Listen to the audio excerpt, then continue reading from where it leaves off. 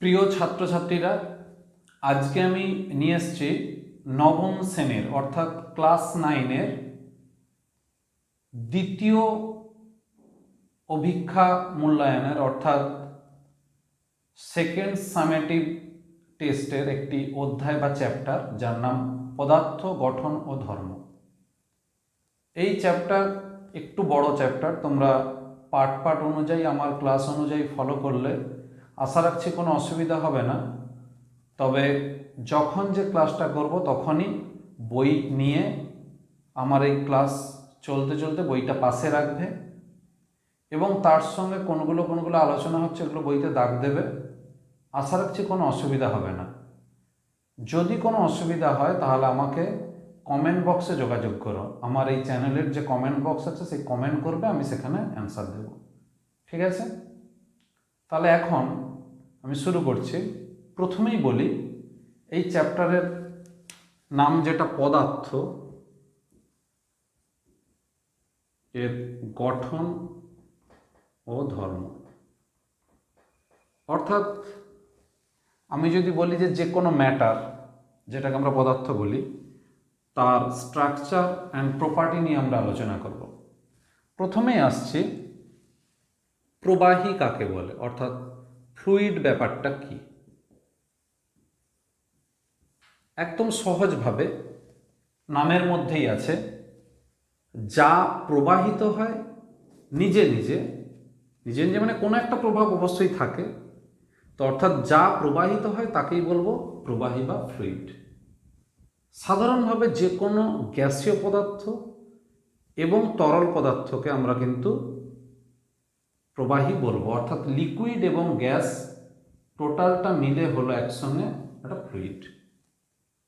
তো এখন প্রশ্ন হচ্ছে যে কোনো গ্যাসের নাম আমরা এক্সাম্পল হিসেবে নিতে পারি, অথবা যে কোনো লিকুইডের নাম আমরা এক্সাম্পল হিসেবে নিতে পারি, তাহলেই কিন্তু তাকে আমরা বলবো প্রবাহী। তো প্রবাহীর নিজস্ব ধর্ম হচ্ছে চাপ, অর্থাৎ যেটাকে আমরা বলি প্রেসার। এটা কীরকম?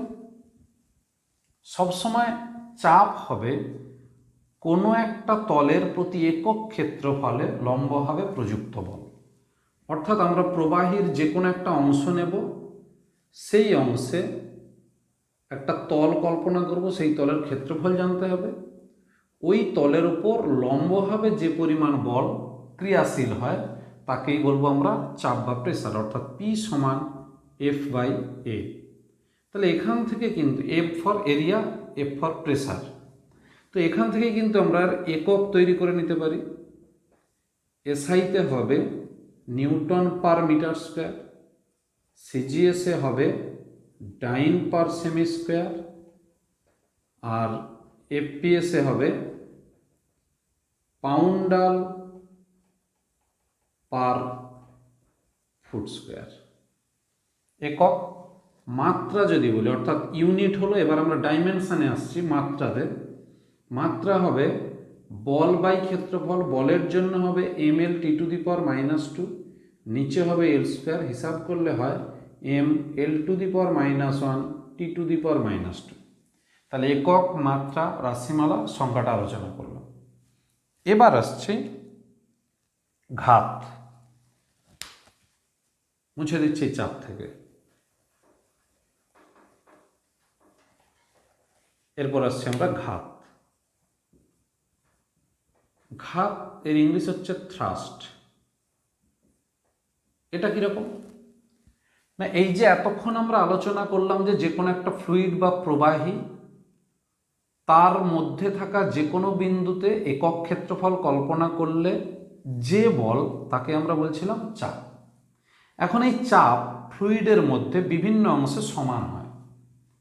সেই ফ্লুইডের সঙ্গে, সেই প্রবাহের সঙ্গে লেগে থাকে এরকম কোনো তলের উপর, অর্থাৎ ফ্লুইডের সংস্পর্শে থাকা, প্রবাহীর সংস্পর্শে থাকা কোনো তলের ওপর যে পরিমাণ বল ক্রিয়াশীল হয় তাকেই বলবো ঘাত। তাহলে ইন্টারেস্টিং ব্যাপার হয়ে গেল যে বলের কনসেপ্ট থেকে আমরা চাপ পেলাম, আবার ওই ফ্লুইড বা ওই প্রবাহী আবার তার সংস্পর্শে থাকা তলের ওপর যখন বল দেবে তাকেই বলবো ঘাত। তাহলে এখান থেকে ঘাত সমান হয়ে গেল ওই চাপ যেটা ছিল একক ক্ষেত্রফল বা প্রেসার, তার সঙ্গে ক্ষেত্রফল যদি আমি গুণ করে দিই, যে তলের উপর পড়বে সেই ক্ষেত্রফল দিয়ে গুণ করে দিলে তাহলে হয়ে গেল ঘাত। তাহলে ঘাতের একক অবশ্যই হবে এসআইতে নিউটন, সিজিএসে ডাইন, আর এফপিএসে পাউন্ডাল।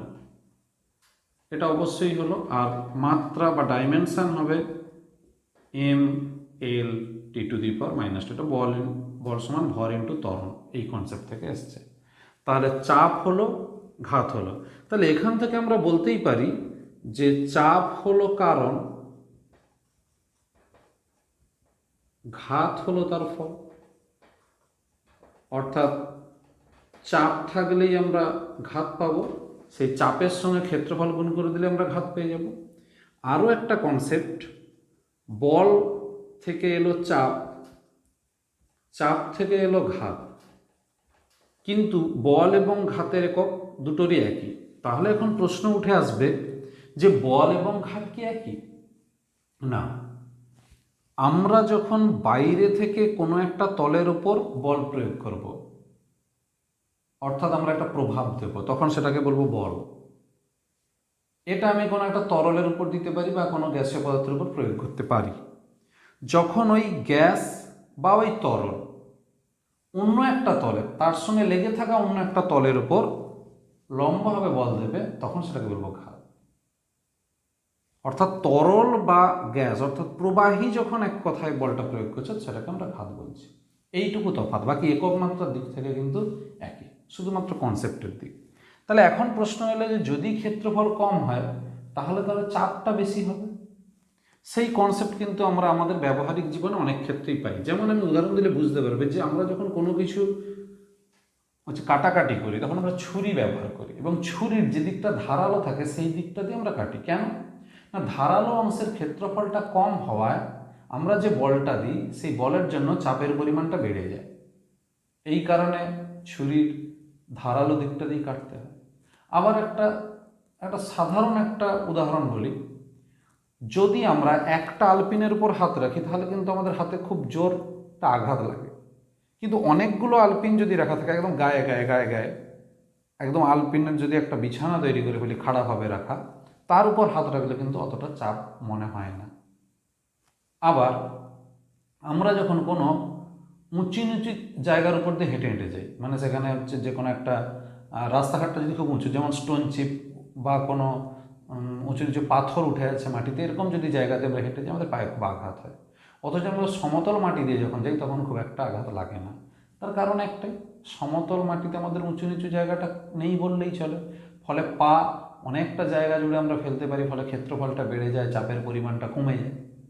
আর যখন আমরা পাথুরের রাস্তা বা উঁচু নিচু রাস্তা দিয়ে যাই তখন এই সূচালো অংশগুলোর পরিমাণ বেশি হয়, সেই জন্য ক্ষেত্রফলটা কম হওয়ার জন্য অবশ্যই চাপটা বেড়ে যায়। এই হচ্ছে আমাদের ব্যাখ্যা। এরকম অনেক কিছু আমাদের ঘটনা ঘটে। এবার আমরা আসছি যে প্রবাহীর চাপ কি।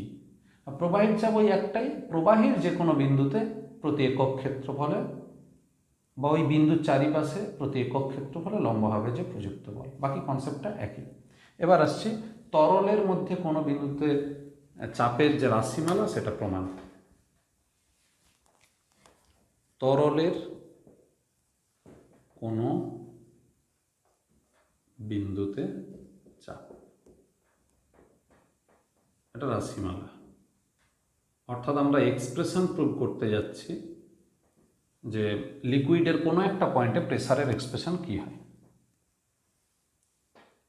এইরকম একটা কন্টেনার বা পাত্র নিলাম, তাতে আমি এতটা জল রেখেছি বা যে কোনো একটা তরল রেখেছি, জল বলাটা ভুল হবে, তরল রেখেছি। তার মধ্যে আমি একটা পি পয়েন্ট একটা ইমাজিন বা কল্পনা করলাম। এখন এই পয়েন্টে আমি চাপ হিসাব করতে চাই, পি পয়েন্টে। আচ্ছা, পি পয়েন্ট আমি বাদ দিলাম, ওখানে একটা এ পয়েন্ট নিলাম।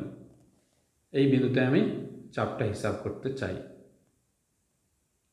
তাহলে এখন এই বিন্দুর চারিদিকে একটা ক্ষেত্রফল কল্পনা করতে হলো। সেই ক্ষেত্রফলটা যদি আমি ধরি আলফা, ক্ষেত্রফল কি ধরলাম? আলফা, এইরকম তার সিম্বল, যা খুশি ধরতে পারি ক্ষেত্রফল। ওই ক্ষেত্রফলের উপর লম্বভাবে প্রযুক্ত বল, এটাই ছিল চাপ। তাহলে চাপ আরো ভালো করে লিখলে এ বিন্দুতে চাপ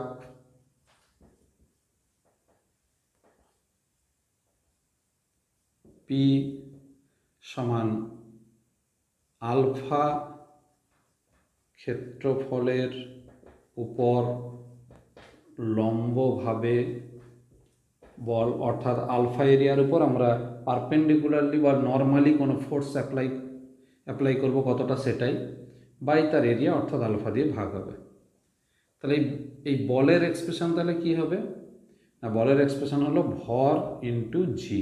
এখানে ওজনটা কাজ করবে, ভরের জায়গায় হবে আয়তন ইন্টু ঘনত্ব, আয়তন ইন্টু ঘনত্ব মানেই ভর বাই আলফা।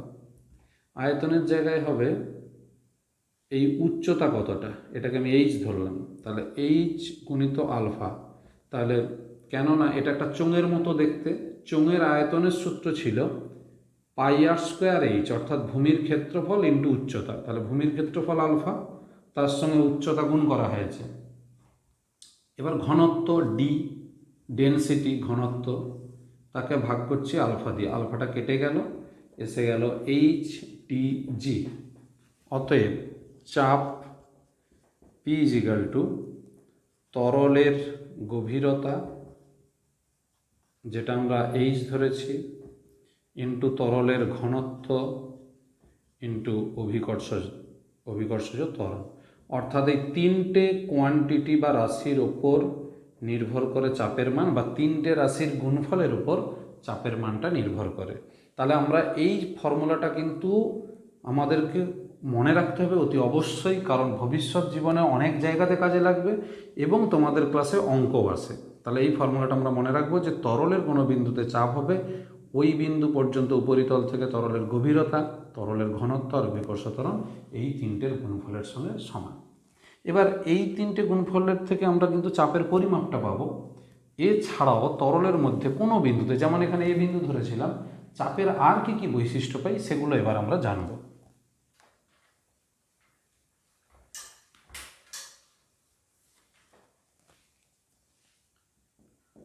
স্থির তরলের মধ্যে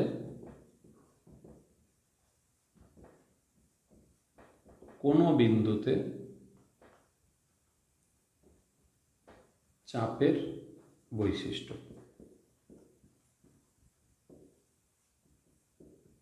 এক নম্বর, তিনটে বৈশিষ্ট্য মনে রাখতে হয়। এক নম্বর হচ্ছে, আমরা এক্ষুনি দেখলাম যে কোনো বিন্দুতে চাপ তরলের উপরিতল থেকে ওই বিন্দুর গভীরতার সমানুপাতি, অর্থাৎ এইচ এর উপর ডিপেন্ড করে, এটা এক নম্বর। দু নম্বর, তরলের কোনো বিন্দুতে চাপ সব দিকে সমান। এই জায়গাটাই বলি এটা কেন হচ্ছে না, চাপ হলো স্কেলার রাশি, এখানে শুধু মানটাই গুরুত্বপূর্ণ, সমস্ত দিকে এর ভ্যালু হয় সমান, এর কোনো নির্দিষ্ট দিক নেই, তাই এটি স্কেলার রাশি। কিন্তু উল্টো দিক থেকে ঘাত বা বলের নির্দিষ্ট দিক থাকার জন্য ওই দুটো রাশি কিন্তু ভেক্টর রাশি। 3 নম্বর পয়েন্ট, তরলের কোনো অনুভূমিক তলে, অনুভূমিক তল মানে ভূমির সমান্তরাল এরকম কোনো তল, অনুভূমিক তলের সব বিন্দুতে চাপের মান সমান, চাপের মান সমান। এটা স্বাভাবিক, কারণ অনুভূমিক তল বললেই তো উপরিতল থেকে তার গভীরতাটা সমান বোঝাচ্ছে বা একই বোঝাচ্ছে, তার প্রত্যেকটা বিন্দুতে চাপের মান হবে সমান। এই তিনটে পয়েন্ট আমাদেরকে মনে রেখে দিতে হয়, এরকম ইম্পর্টেন্ট। এরপর আমরা আসছি ব্যারোমিটার কাকে বলে।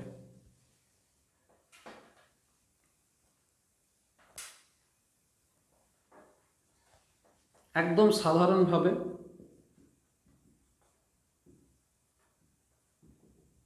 যে যন্ত্রের সাহায্যে বায়ুর চাপ পরিমাপ করা হয় তাকেই বলবো ব্যারোমিটার। আবার বলছি, যে যন্ত্রের সাহায্যে বায়ুমণ্ডলের চাপ মেজারমেন্ট করা হয়, অর্থাৎ অ্যাটমসফেরিক প্রেসার মেজারমেন্ট করা হবে, তাকেই বলবো ব্যারোমিটার। এই ব্যারোমিটারে কিন্তু প্রকৃতপক্ষে আমরা শুধু হাইটটাই মাপি, ওই এইচটা মাপবো, বাকি ডি এবং জি আমরা ডাটা থেকে গুণ করে দেবো। ডি ফর ওই তরলের ঘনত্ব মানে ডেনসিটি, এবং জি হচ্ছে অভিকর্ষ ত্বরণ। আমরা একটু আগে যে রাশিমালা শিখলাম সেই রাশিমালা থেকে শুধু এইচের মানটা বসাবো, এইচের মানটাই আমাদেরকে মাপতে হয়। ঠিক একইভাবে আরও একটা যন্ত্র প্রসঙ্গে এলো বলে বলছি, ম্যানোমিটার। এটা যেমন বায়ুর চাপ মাপা হয়, এটা হচ্ছে কোনো পাত্রে যে কোনো গ্যাস ভরে রাখলে সেই গ্যাসের চাপ মাপা হয়, অর্থাৎ আবদ্ধ পাত্রে থাকা যে কোনো গ্যাসের চাপ মাপার জন্য যে যন্ত্র, তারই নাম হলো ম্যানোমিটার। এই ম্যানোমিটার আবার দু ধরনের হয়, একটা ওপেন হয়, একটা ক্লোজড হয়, অর্থাৎ বদ্ধ এবং মুক্ত হয়। যাই হোক, এগুলো এখন জানার দরকার নেই, এগুলো বড় হয়ে জানবে। এখন ব্যারোমিটারটা আমরা ডেফিনেশনটা পড়ে রাখবো, আর কীভাবে কী মেজার করতে হয় এইচটা সেটা আমরা দেখব। এই ব্যারোমিটারের মধ্যে ইম্পর্টেন্ট যেটা হচ্ছে আমাদের জানতে হবে এখন, সেটা হলো 14-এর ব্যারোমিটার, যেটা স্কুলে স্কুলে রাখা থাকে, অর্থাৎ বায়ুর চাপ মাপার জন্য। তো 14-এর ব্যারোমিটারে আমাদের কি জানতে হবে, ওর পুরো স্ট্রাকচারটা বইতে আছে, এটা তোমরা রিডিং পড়ে নিও। তো আমাদেরকে যেটা জানতে হবে আমি সেটা একটু সংক্ষেপে বলি।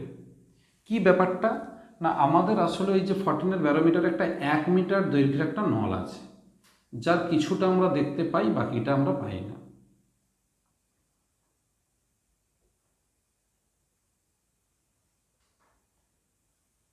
এইরকম ধরনের একটা পাটাতন করে রাখা থাকে, উপর দিকটাও ওই একই রকম, মাঝখানটা আসলে আমরা একটু দেখিয়ে দিলাম যে এইটুকুর মধ্যে 1 মিটার আছে। এখানে একটা আংটার মাধ্যমে এটা ঝোলানো থাকে, এই উপরের অংশটা কিছুটা দেখা যায়, তারপরে তো বাকিটা ঢাকা থাকে।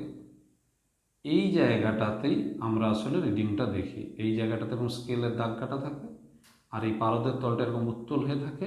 এই জায়গাটা কত, এই যে পার্টটা, এটাই হলো এইচের মান, এই পার্ট এটাই হলো এইচের মান, এটা আমরা দেখব। কিন্তু তার আগে আমাকে খেয়াল রাখতে হবে, এই নিচের দিকের একটা সিস্টেম করা আছে। কীরকম, এখানে এরকম একটা সূচালো পিনের মতো আছে, এই পিনটার নাম হলো আইভরি পিন। এবার আমরা দেখব যে এরকম একটা পারদপূর্ণ, এই নলটা অ্যাকচুয়ালি এতটা অব্দি আসছে, এই যে উপরের যে 1 মিটার যে লম্বা যে নলটা এসে যেখানে ঠেকবে সেখানে একটা পারদের লেয়ার করা আছে, অর্থাৎ পারদপূর্ণ পাত্র ঠেকবে। এই যে সূচালো অংশ, এটাকে বলা হয় সি, আইভরি পিন। মূল কথা যেটা বলার, এইখানে একটা স্ক্রু রাখা থাকে, এই স্ক্রুকে ঘোরালে এই তরলটা তত উঠতে থাকে, এইটা হচ্ছে পারদপূর্ণ যে তরল, এটা তত উঠতে থাকবে। তো আমাকে খেয়াল করতে হবে যে কখন এই পিনের মতো অংশটা এই পারদ তলে টাচ করলো, এই পারদ তলে কখন টাচ করবে, পিনটা ওর মধ্যে প্রবেশও করবে না, আবার ওদের মধ্যে কোনো ফাঁকাও থাকবে না। সেই অংশ, সেই সময়ে যে মুহূর্তে আইভরি পিন পারদতলকে টাচ করবে, যেই জায়গাটায় টাচ করবে, সেই মুহূর্তে আমি দেখব এখানে পাঠ কত। এখান থেকে আমার কাজ হবে, তাহলে ব্যারোমিটার যন্ত্র থেকে আমরা কি নেব না, যন্ত্র থেকে এইচের মান সেমি এককে পর্যবেক্ষণ করে মান নিতে হবে, পর্যবেক্ষণ করে পাঠ নিতে হবে। তারপর পি সমান এইচ ইন্টু পারদের ঘনত্ব 13.6 ধরবো আমরা, আর 980 সব সিজিএসে, তখনই এটা হয়ে যাবে ডাইন পার সেমি স্কোয়ার। এই এইচের ভ্যালু জানলে আমরা ডাইন পার সেমি স্কোয়ার এটা পেয়ে যাবো। জেনারেলি যেটা হয় যে প্রমাণ বায়ুমণ্ডলীয় চাপ হয় 76 সেন্টিমিটার পারস্তম্ভের চাপ, সেই জন্য এইচের জায়গায় বসানো হয় 76। ঠিক আছে, তাহলে এখানে আমি একবারে লিখে দিচ্ছি, প্রমাণ বায়ুমণ্ডলীয় চাপ পি অ্যাটম সমান 76 সেমি পারদ স্তম্ভের চাপ সমান 76 ইন্টু 13.6 ইন্টু 980 ডাইন পার সেমি স্কোয়ার। এটা হিসাব করলে হয় 1.013 ইন্টু 10⁶ ডাইন পার সেমি স্কোয়ার। এই হলো পি অ্যাটম বায়ুমণ্ডলীয় চাপ। এবার বলবো যে তোমরা এই জায়গাটা একটু বইটা রিডিং পড়ো, আর বাকি আমি যেটা বললাম এটা মনে রাখলেই হবে।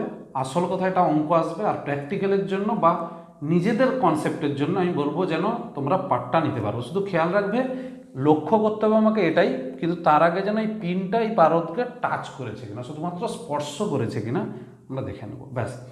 এইভাবে এবার যদি কোনোদিনও আমরা দেখি যে 76 সেন্টিমিটার যেটা প্রমাণ বায়ুমণ্ডলীয় চাপ হওয়া উচিত, কোনোদিনও তুমি পাঠ দেখলে যে তার কম, কোনোদিনও দেখলে তার বেশি, তখন সেইভাবে তুমি ডিসিশন নিতে পারবে যে আজকে বায়ুর চাপ বেশি, আজকে বায়ুর চাপ কম, এইভাবে। তো এখন আমাদের এই 14 ব্যারোমিটার থেকে আমরা আবহাওয়ার পূর্বাভাস কিভাবে জানবো সেটা একটু বলছি।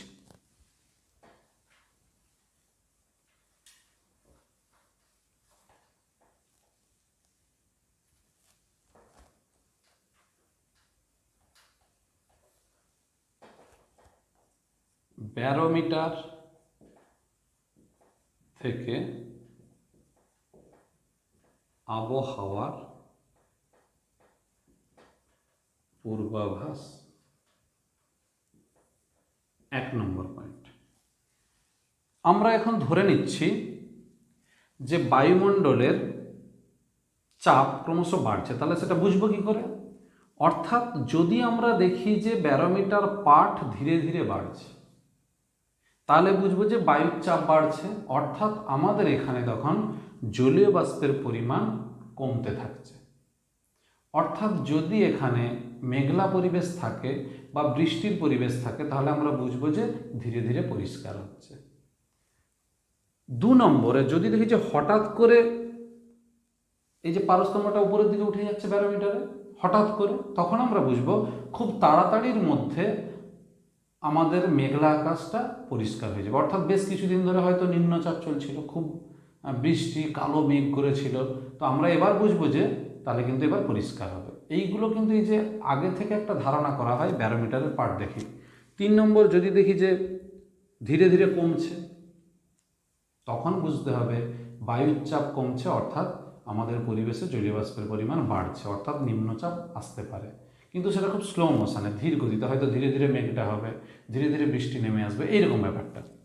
4 নম্বর যদি দেখি যে হঠাৎ করে কমে গেছে, হঠাৎ করে বায়ুর চাপটা কমে গেছে, অর্থাৎ হঠাৎ করে দেখলাম পারস্তম্ভটা নেমে গেছে, তখন বুঝতে হবে খুব কম সময়ের মধ্যে একটা খুব বড় ধরনের একটা ঘূর্ণিঝড়ের আশঙ্কা বা খুব বড় ধরনের একটা বা বেশি পরিমাণ বৃষ্টির আশঙ্কা, এগুলো কিন্তু আমরা ধারণা করতেই পারি। অর্থাৎ এই প্যারামিটারের রিডিং দেখে আমরা কিন্তু এই ধরনের পূর্বাভাস করে থাকি আবহাওয়া সম্পর্কে, এটাই মনে রাখবো।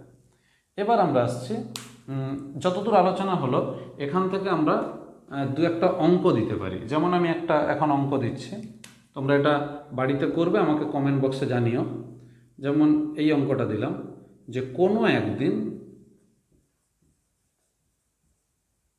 একদিনে ব্যারোমিটার পাঠ সকালে দেখা গেল 74.8 সেমি পারদ। ওই সময় বায়ুর চাপ কত?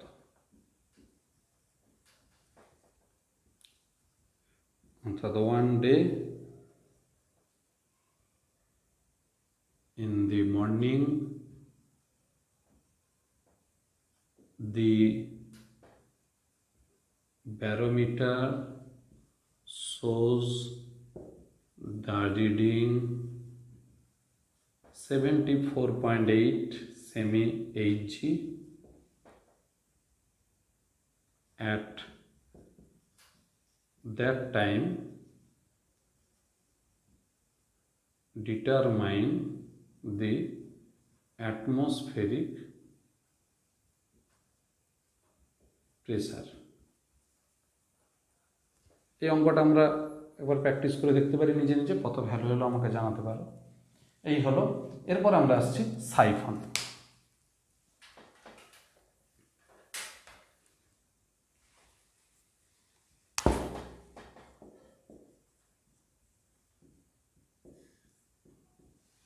সাইফন ব্যাপারটা কি?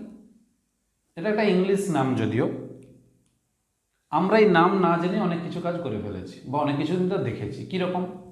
ছোটবেলায় আমরা কি করতাম, একটা বালতিতে করে জল নিতাম, তাতে একটা সরু পাইপ ডুবিয়ে দিয়ে অন্য প্রান্ত থেকে আমরা একটু মুখ দিয়ে টেনে ছেড়ে দিতাম। তখন কি হতো, ওই বালতির মধ্যে ডোবানো থাকতো অপর প্রান্তটা, আর একটা প্রান্ত নিচের দিকে খোলা। ওই বালতি থেকে জল অটোমেটিক্যালি বা আপনা আপনি নিচের দিকে নেমে চলে আসতো। যখন ওই পাইপের প্রান্তটা, শেষ প্রান্তটা ওই জলতলের উপরে উঠে যেত, তখন বন্ধ হতো, বা সমস্ত জল শেষ হলে বন্ধ হতো।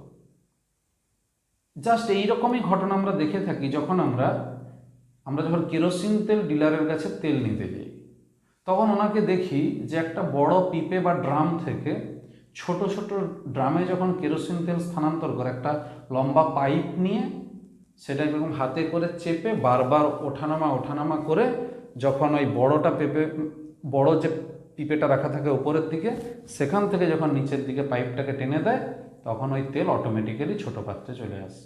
এগুলো আমরা দেখে থাকি। এই ঘটনাটারই নাম হচ্ছে সাইফন। অর্থাৎ উঁচুতে রাখা তরলপূর্ণ কোনো পাত্র থেকে অপেক্ষাকৃত নিচুতে রাখা কোনো একটা পাত্রে আমরা বায়ুর চাপকে কাজে লাগিয়ে যখন তরলকে স্থানান্তর করব, তখন সেই পদ্ধতি বা যন্ত্রের নাম হয়ে গেল সাইফন। আরেকবার বলছি, যদি আমরা কোনো একটা বড় কন্টেনারে আমরা লিকুইড রাখি, তার থেকে নিচে আরেকটা স্মল কন্টেনারে ওই লিকুইডের কিছুটা অংশ যদি আমরা ট্রান্সফার করতে চাই, তখন আমরা কি করব, অ্যাটমসফেরিক প্রেসারকে আমরা কাজে লাগাবো। কাজে লাগিয়ে এমন একটা পদ্ধতি বা এমন একটা প্রসিডিওর মেনটেন করব, যাতে করে উপর থেকে লিকুইডটা নিচের দিকে চলে আসে। সেই প্রসেসটার নাম হচ্ছে সাইফন। তো আমরা এখন বিজ্ঞান ভিত্তিকভাবে আলোচনা করব যে এটা কীভাবে হয়। যেমন আমরা একটা ছবি আঁকছি, এইটা একটা পাত্র, এই পাত্রটা উপরে রাখা আছে।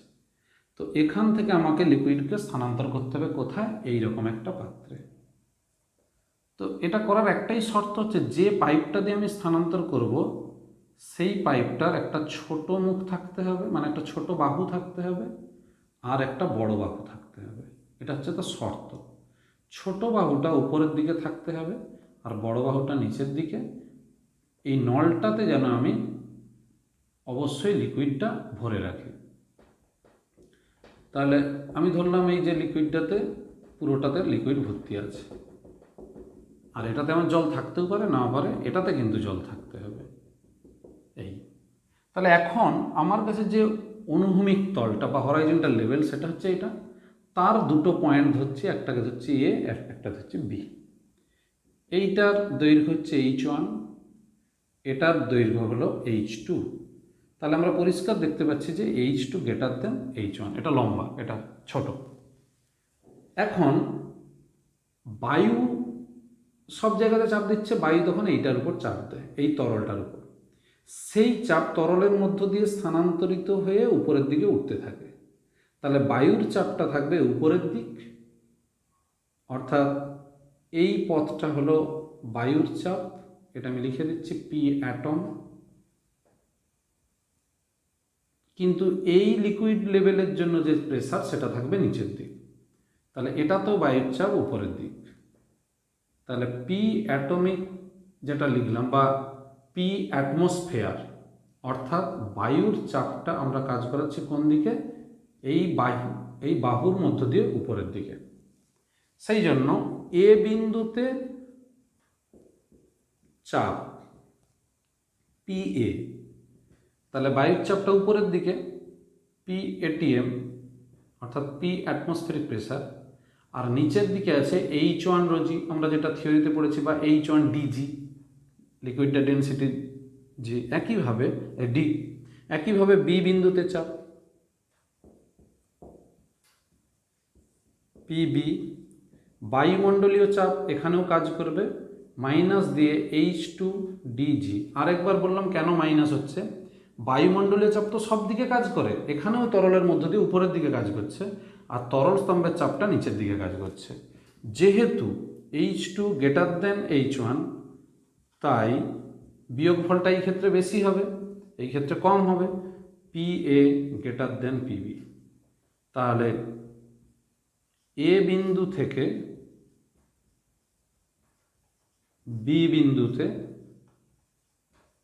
তরল স্থানান্তরিত হবে,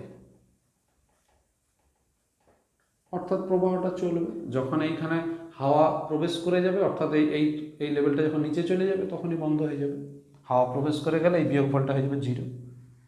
এই হচ্ছে আমাদের সাইফনের কার্যনীতি। এর তাহলে শর্ত কি, সাইফনের শর্তটা তাহলে কি এবার লিখব? অলরেডি আমরা শর্ত আলোচনা করে দিয়েছি।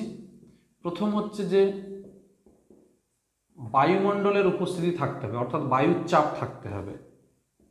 2 নম্বর হলো একটা ছোট বাহু একটা বড় বাহু থাকবে। 3 নম্বর হলো ছোট বাহুটা উঁচুতে রাখা যে পাত্রটা, যেটা থেকে তরল স্থানান্তরিত হবে সেটাতে ডোবানো থাকবে, আর বড় বাহুটা যে পাত্রে তরল স্থানান্তরিত করব সেই পাত্রে থাকতে হবে। এই হলো বক্তব্য। এখান থেকে আমরা সাইফনের শর্তটা পেলাম, অর্থাৎ আমি আলোচনা করলাম। সব লিখে দেওয়া সম্ভব না, পাশে বইটা রাখবে, আর না হলে আমার এই কথাটাকে ভিডিও পজ করে করে লিখে নিতে হবে। এই হলো ব্যাপার। এরপর যেটা লাস্ট আসছি, যে এই সাইফন ক্রিয়া আমাদের ব্যবহারিক প্রয়োগ কোথায়, অর্থাৎ সাইফনের ব্যবহার এবার কি হবে বলে দিয়েছি। ওই পেট্রোল বা তেল স্থানান্তরকরণে আমাদের কাজে লাগে, এটাই হলো ব্যবহার। এবার আসছে তরলের সমোচ্চশীলতা ধর্ম, এটা নামের মধ্যেই আছে, তরলের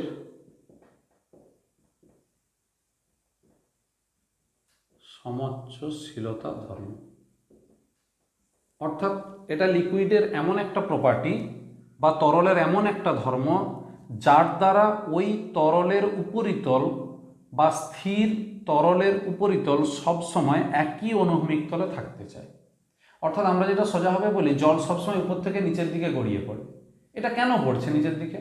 কারণ ওই তরল চাচ্ছে তার লেভেলটা যেন একই থাকে। তাহলে নিচের দিকে তরলটা আসতে হবে কেন? না, নিচের দিক থেকে লেভেলটাকে উঁচু করতে হবে, ওর সমান করতে হবে, তাই জন্য উপর থেকে নিচের দিকে আসে। এই সাধারণ ধর্মটারই নাম হলো তরলের সমোচ্চশীলতা ধর্ম। অর্থাৎ স্থির তরল চাইবে তার উপরিতল সবসময় অনুভূমিক, অর্থাৎ ভূমির সমান্তরাল থাকুক। এর যেটা এবার ব্যবহারিক প্রয়োগ বা ব্যবহার আমরা কোথায় দেখি না, আমাদের দৈনন্দিন জীবনের ব্যবহার যেটা হচ্ছে শহরাঞ্চলে বা পৌরসভা অঞ্চলে যদি বলি, একটা বড় জলাধার বা ট্যাঙ্ক থেকে বিভিন্ন অংশে জলের সরবরাহ। যেমন আমরা নাম শুনে থাকি যে গোটা কলকাতাতে টালা ট্যাঙ্ক থেকে জল সরবরাহ হয়, বিশাল অ্যামাউন্ট জল ধারণ করতে পারে এরকম একটা জলাধার থেকে জল ধারণ। এই একই সব পাইপের সাহায্যে আমাদের এই ধর্মটাকে কাজে লাগিয়ে কিন্তু বিভিন্ন জায়গায় জল পাঠানো হয়। এছাড়াও আমরা অনেকেই জানি যে বাড়িতে একটা ছাদের উপর একটা ট্যাঙ্ক থাকে, সেইখানে আগে জল ভরে নিতে হয়, তারপর সেখান থেকে বাড়ির বিভিন্ন অংশ কিন্তু জল সরবরাহ বজায় থাকে। এভাবে কিন্তু সমোচ্চশীলতা ধর্মকে আমরা কাজে লাগাতে পারি। 2 নম্বরের একটা প্রাকৃতিক উদাহরণ রয়েছে যেটা তোমরা ভূগোলে পড়ে থাকবে, আর্টেজিও কূপ। অর্থাৎ বাস্তব উদাহরণ হচ্ছে জল সরবরাহ, আর প্রাকৃতিক উদাহরণ হলো আর্টেজিও কূপ। এই হলো সমোচ্চশীলতা ধর্মের একটা ব্যবহার। আমরা আজকে এই পর্যন্ত আলোচনা করলাম। তোমরা এতদূর পর্যন্ত পড়াটা এগিয়ে নিয়ে যাও, তারপরে আবার আসবো, অর্থাৎ নির্দিষ্ট সময় বেরোবে। শুধু বলবো একটাই কথা, আমার এই ক্লাস যদি ভালো লেগে থাকে তাহলে আমার যে চ্যানেল রয়েছে ফিজিক্স ই ক্লাস চন্দন স্যার, এই চ্যানেল খুলে সেখানে শুধু আমার এই ভিডিওটা খুলে চ্যানেলের উপর সাবস্ক্রাইব করে দাও, তাহলে পরবর্তীকালে আমি যখন ক্লাস 9-এর জন্য আরও ভিডিও নিয়ে আসবো তখন কিন্তু তোমরা পেয়ে যাবে। এছাড়াও বলবো, বাড়িতে যদি বড় দাদা দিদি সবাই থাকে, সবাই যদি পড়াশোনার মধ্যে থাকে, আমি স্কুল লেভেলের জন্য আছি, 9, 10, 11, 12 প্রত্যেকটা ক্লাসের ফিজিক্স পোর্শনটা আমি আমার এই চ্যানেলে দিয়ে দিচ্ছি। এখন তোমরা বাড়িতে বসে পড়তেই পারো, এবং বারবার বলছি ভালো লাগলে লাইক, কমেন্টস এবং একটু শেয়ার করে দিও বন্ধুদের কাছে। ভালো থেকো।